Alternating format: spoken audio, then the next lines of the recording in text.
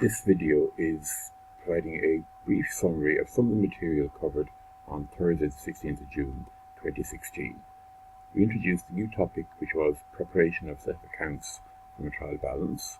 We looked at the question Nelson Limited, and the task was to complete the P&L and balance sheet for that question, to download the relevant material from Blackboard, and also to work ahead and introducing the next topic, which would be incomplete records.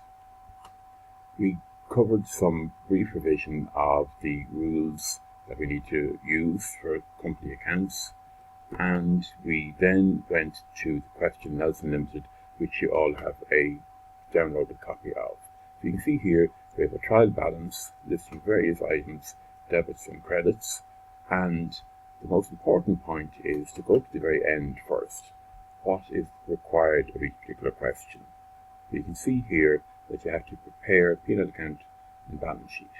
Now, my exam questions also add in one further line which says all workings must be shown and any assumptions made must be stated. It's important that you realise a large portion of the marks in exams are going for the workings which show how you arrived at the figures.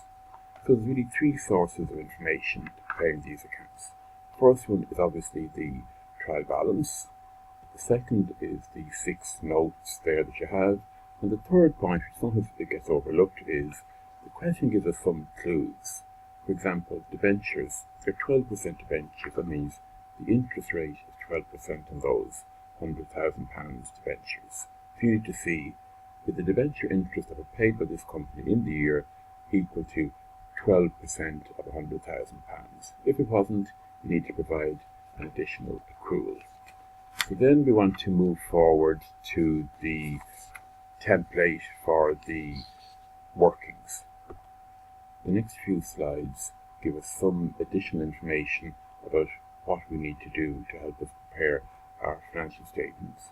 We'll be moving on to the first of our templates, which is trial balance, and you have the trial balance reproduced again and two additional columns. Firstly, you have to classify everything in the trial balance as either an asset, a liability, an income, an expense. And some of the earlier slides in this presentation give you the rules of what is a debit, what is a credit, what is a bean. And then the extra column at the right hand side there, you need to be able to explain why you've chosen that particular classification. So when you've done that, you then move on to the second of the three templates, which is the standard P&L account. So most of this is going to be similar for most questions on company accounts. You have your sales, cost of sales, etc. Where I have less expenses and then I skipped a few rows, you need to fill in the categories of expense particular to that question. And then you'll be calculating your trading profit for the year. So you take the figures from the trial balance, and from any workings or journal entries or T accounts that you have prepared for your solution, and you fill in the figures there in the P&L template. And you do something similar then in the next template, which is for the balance sheet. Again, you need to fill in the names of the particular categories of items. Also, we have here a fixed asset note. Now, in this particular question of Nelson Limited, we only have one type of fixed assets, but generally it's going to be 2 or 3. So you need, as part of the company accounts requirements, to prepare that fixed asset note which goes to the balance sheet. So then, in conclusion, what we have to do for next week is, firstly, work ahead on your own initiative and prepare the P&L account and balance sheet for Nelson Limited.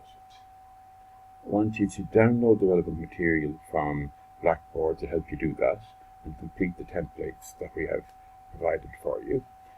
Then we want to look ahead and see the next part of this topic, which is an incomplete records type of question, where you have not a list of debits and credits, simply a list of balances, and you need to figure out what classification those items are.